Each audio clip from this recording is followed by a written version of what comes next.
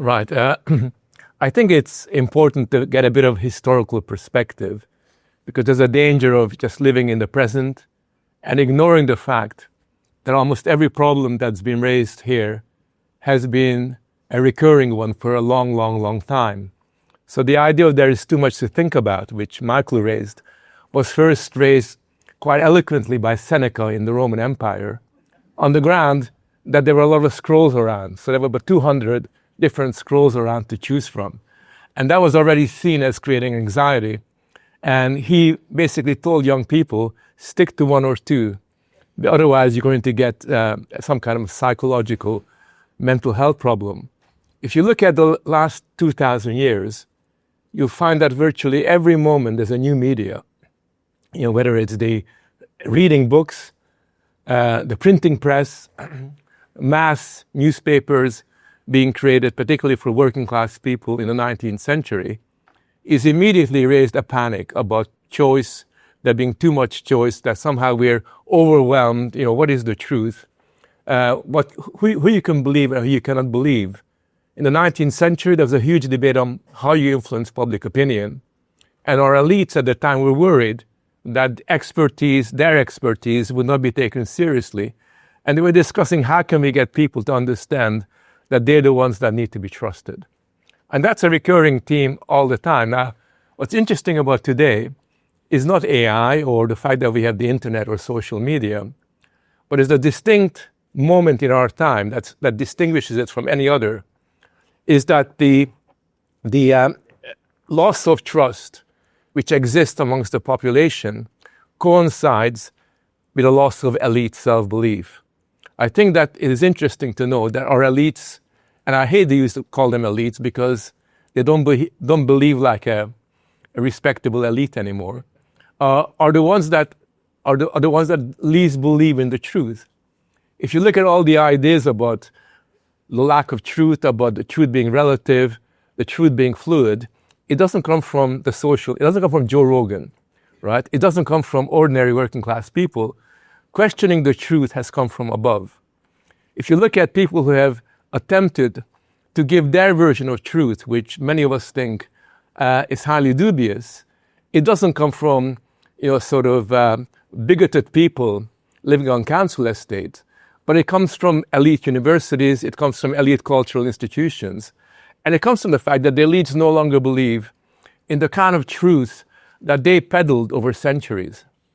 I too believe in liberal elitist ideals, but who are the ones that have put the question of tolerance in the area of debate? Who are the least tolerant when it comes to a number of intellectual ideals? It is not really ordinary, bigoted, uneducated people, but it essentially comes from very highly educated Oxford, Cambridge graduates who now believe that the truth itself is something that is very elusive and we can no longer kind of pin down. And even tolerance itself as an ideal is called into question. I remember David Cameron basically saying that we had enough of tolerance. We need to be intolerant of too much tolerance.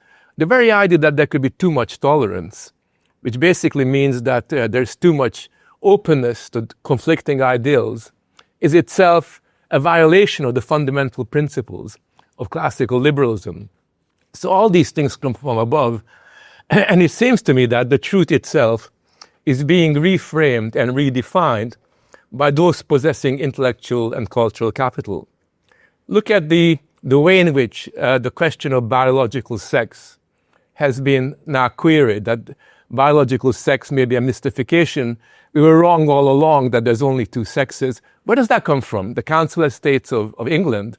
Does it come from these peddlers of nasty ideas on the social media, or does it come from above? They are the ones that have called into question the past, the history of this country. They're the ones that are now revising what we think about Churchill, now revising what we think about the 19th century, the empire, and all these different things. So, you have an impulse there. And I think what was said about Gaza earlier on very eloquently explains a very important fact, that when it comes to trusting the media, I don't like Joe Rogan, to be honest. I don't like him at all. I actually believe Joe Rogan more than the BBC these days. And that's something. That wasn't the case long ago.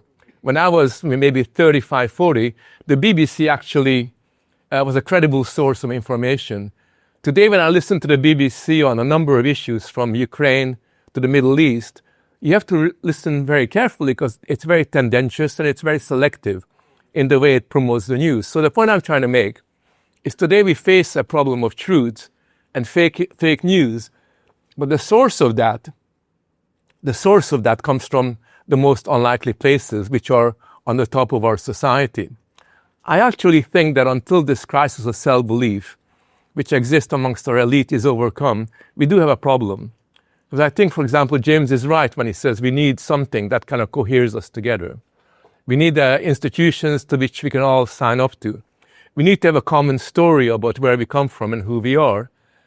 Difficult to achieve, but it cannot be done unless it's actually becomes the goal that people become committed to.